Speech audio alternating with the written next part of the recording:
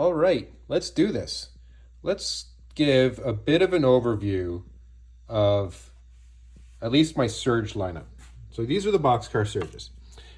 This is the Boxcar Flux, and this is the Boxcar Spike in the 1/8 frame.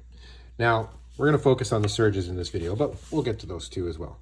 A lot of people have been asking what the difference between high and low is for both my Flux and my Surges. And let me start off with saying that both these Flux and Surge harps are made with the same stock material, the same reeds. The smaller ones are for the spikes. The difference is just the frame. And I personally prefer this style of frame for muting because I hold it like this. I use my middle finger for muting. And I find that a little bit more comfortable than the Surge. However, with the longer tail, you can kind of rest your thumb a little bit. Now, you don't want to put pressure on the crimp in any way, but you can kind of use it a little bit for a bit of balance or leverage, but you know, don't it's not a load-bearing reed, so we definitely don't want to do that. But if you're more into muting, fast percussives and stuff, that may be something you want to consider. That's what I've been telling people. If you see my videos, and well, we'll get to it with some of the fast style play that I like to do, I personally prefer a Flux. But these just look so cool. This is the heat treated finish, and this one is going to be high. This one I ended up tuning. It's not it's untuned, falls just above C2, I believe. Maybe a little lower than that. I don't remember what that was. This one is above C2. This one is heating and engraving, and this is just kind of what I decided to do with it. I'm not the best with the engraver, but I found kind of a random chicken scratch pattern that I think looks pretty cool. Just kind of add some texturing and design to it. That's supposed to be a whatever kind of symbol going into a lightning bolt. And of course the notches on the side as well, representative of a lightning bolt. The term surge being like a power surge or something. Now, I'm an electrical engineering technologist, and I work for power companies and stuff like that, high voltage systems. And all these are inspired by that. This one is the Flux because it's magnetic flux. And you can see I tried to engrave a sine wave into that. And of course, the spike being a small voltage spike, those are the things that fry your computers at home if you don't have your surge suppressors and so forth. Anyway, this would be a Surge in the standard finish. No engraving whatsoever. Just file markings that I added to, I think, make it look cool. So a little bit of texturing from a grinding wheel on the back end here, which of course the others had as well. Now, another option that I offer on my Etsy store is to have the reed only engraved, in which case you would get essentially a reed like this in a standard frame. That is an option, and that does look cool. I don't have an example of that, but I also really like the color on this one. I can aim for colors. They don't come out perfect, but I can kind of get a range based on what I set my oven for. So this one was set for around 510 degrees. It came out almost a copper color. I believe I set the oven for 537. I just picked the number out of the blue to kind of get out of the blue, literally in the blue range, and I think I nailed it, to be honest. Some of them, depending on where it was in the oven, came out a bit purple. This one of them I put coconut oil on as well, but the coconut oil, because the coloring here is actually just, it's the refraction of light through, I don't know, I read up on it a bit, and like the coconut oil does kind of change that a little bit. It changes the hue. So if you get a harp that's been coated in coconut oil, if you get the oil off with some isopropanol or whatever, it'll should return the original color to it. And it is a layer of oxide, so there's no reason why I should corrode any further, in my opinion. But I'm not a metallurgist, and if anybody can shed more light on it, like I have some of my other harps have not been corroding, but I've also been using a little bit of coconut oil and haven't been too concerned about the color. But I do have a blue Surge that seems to have retained its color over the months that I've been playing it. Okay, enough rambling, eh? All right, so we're going to see the difference between what a high and a low surge or flux will be. Now, this is because they are roughly the same length, same reeds, same stock, it's just the shape. In order to get higher tones, I have been tapering the reed, shortening the height. This one in particular went really small. That was a bit of a mess up, but it actually plays quite comfortably. And this one is my highest surge I've managed to get yet. The one that's tuned or untuned above C2. This one I left. Sometimes I go too long with the trigger. I check it out. I don't like it. I trim it off with a pair of side cutters and I do it again. That was the case on this one. It's almost always the case on Surge, the spikes. Now this one I didn't bother because again, when they say low, I just assume they're looking for a bass harp. So I just go as low as I can, and if it falls near a note, I figure why not? Might as well get it up there. And this one fell just shy of, just shy of D sharp 1. So I was able to just take some weight off the end by grinding the trigger, and I tuned it up to D sharp. Same thing with this guy here. This Surge ended up being close to E1. And so I tuned it to E1. So since this is the one in my hand, let's listen to it.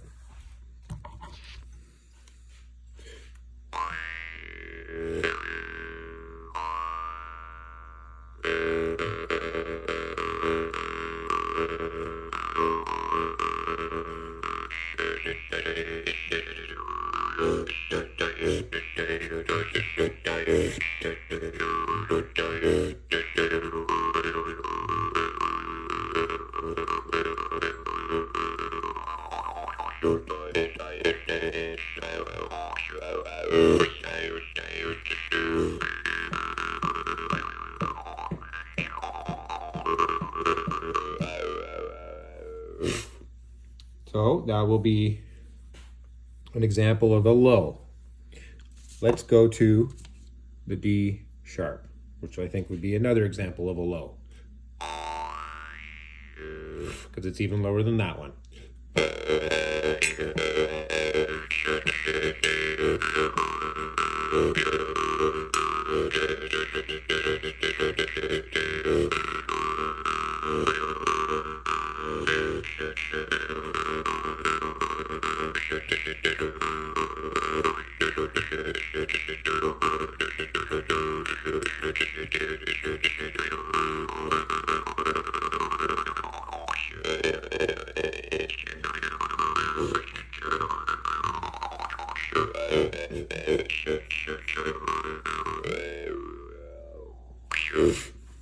That one played a little faster than I was expecting to.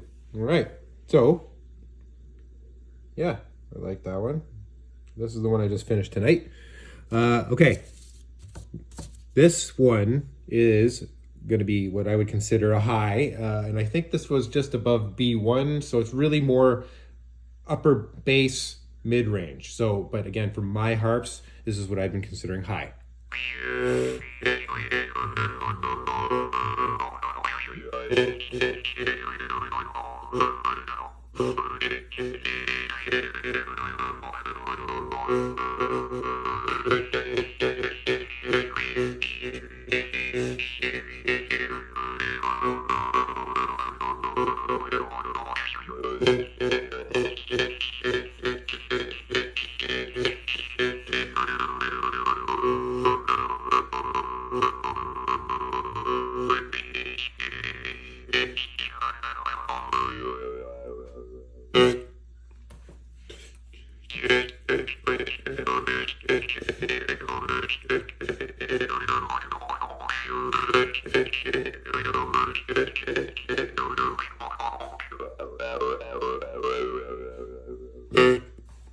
A little bit of muting happening there. All right, and this is the highest one I've been able to come up with so far.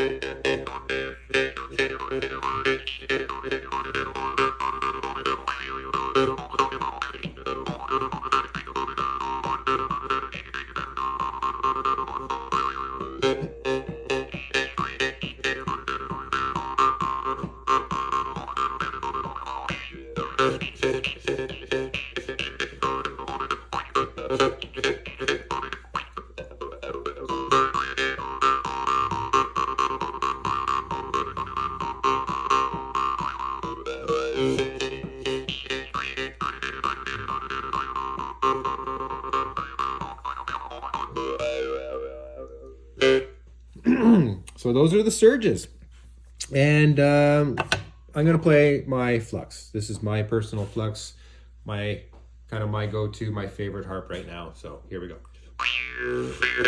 Tuned to B1.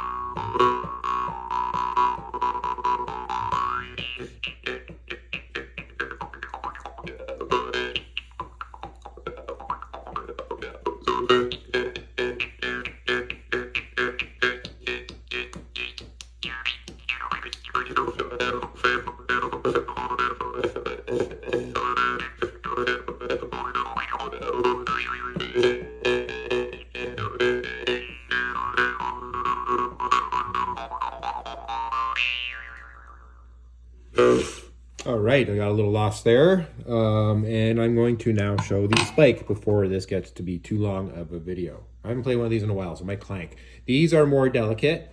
The wire is, or the reed is made of this flat wire that came from a pop-up recycling hamper, or laundry hamper, that the frame is this springy wire material. So I get the straight sections out of it, cut some bits and file it down and all that. And yeah, so here we go. The spike.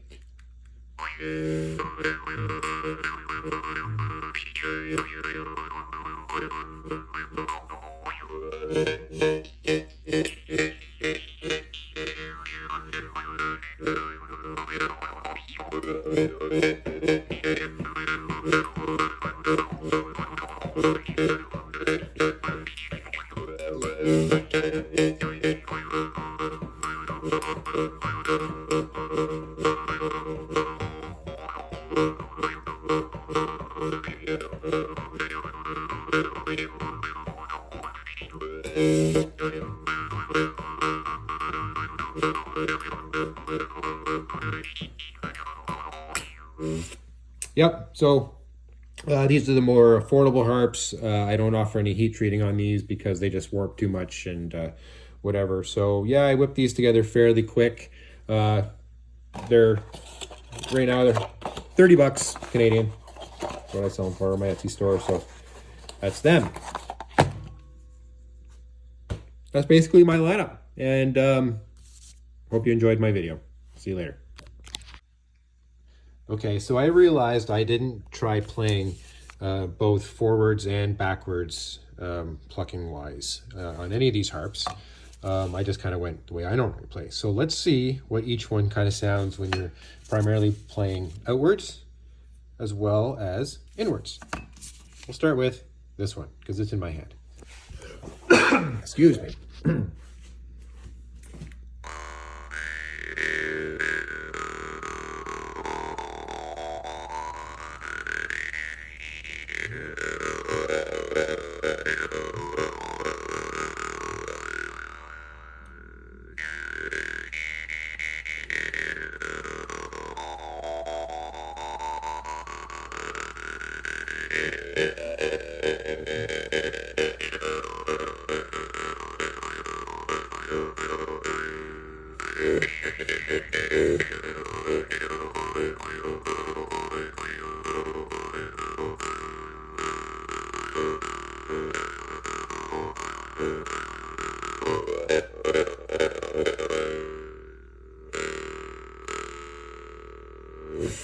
I would say that this one plays identically in both directions, at least the sound.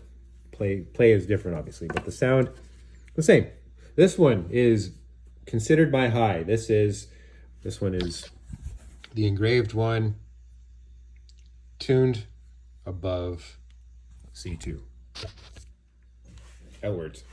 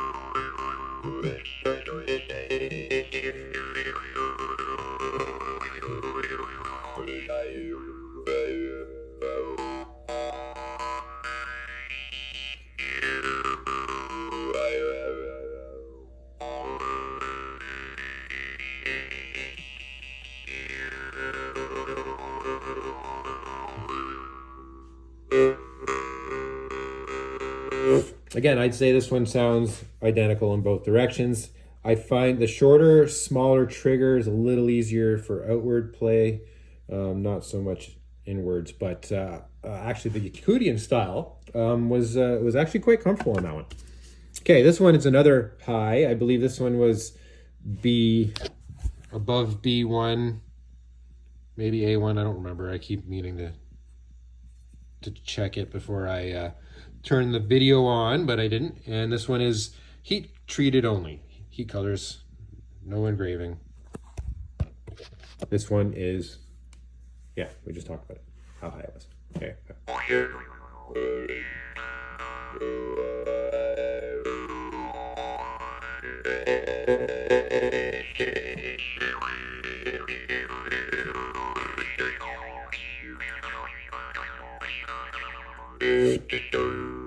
No urge, and here's an urge.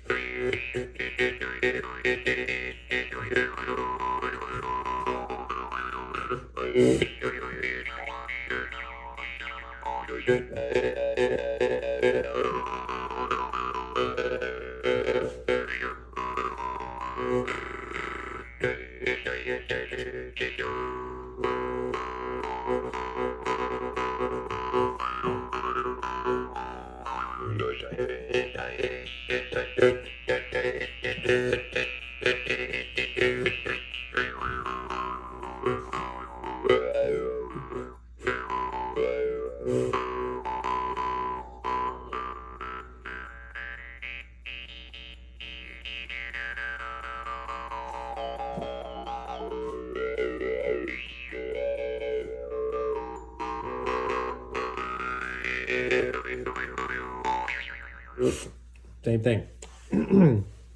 I think it's because I'm not getting into the high enough range where you really hear the difference in outwards versus inwards. It seems that the mid to lower pitch tend to sound much more similar in both directions. This one is a nice, fancy heat treated, and engraved. Low. This one has been tuned to E1. Outwards.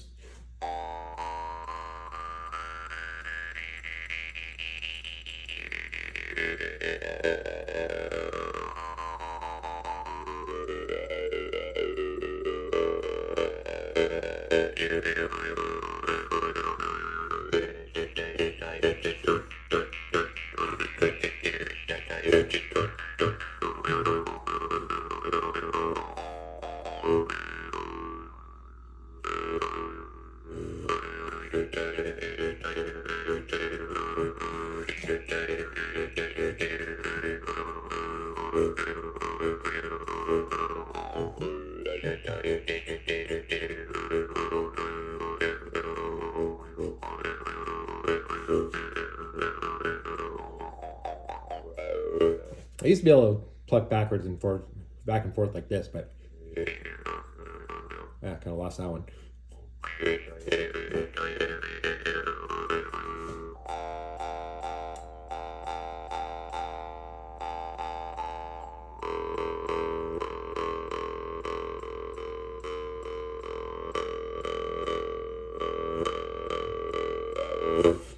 This one I find I can get just a bit harder and deeper of a bass sound outwards.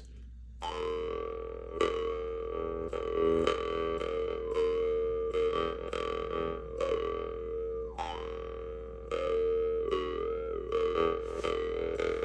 don't know. Seems like it punches a little bit better in the outwards direction. Anyway, that's the end of the video.